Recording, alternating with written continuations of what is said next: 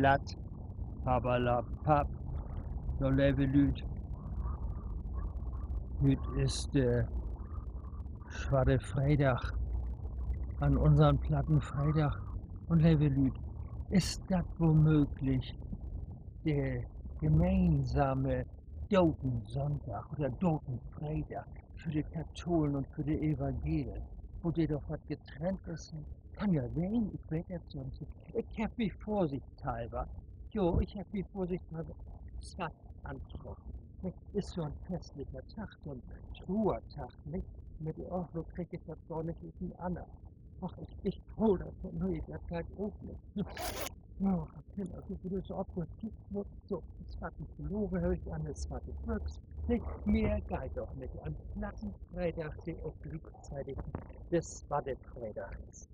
Jo, und so, ich kann da sonst nichts mit anfangen. Ich weiß nicht, vielleicht ist das ja nee. Und ja, was ich noch sagen wollte, so, Benita, nicht? Benita, der ja auch den platten Freitag dafür geflogen hat, der hat sich was Neues gedacht. Jo, die platten Adventssonntag. Jo, und alle Plattdütschen, die ich kenne, würde mitmachen. Jo, kannst du mitmachen. Und dann Hashtag platt, platter Advent. Sonntag da das los. Und jetzt wünsche ich so einen schönen, platten, spatten Freitag. Und wo das los mit Sonntag. Tschüss.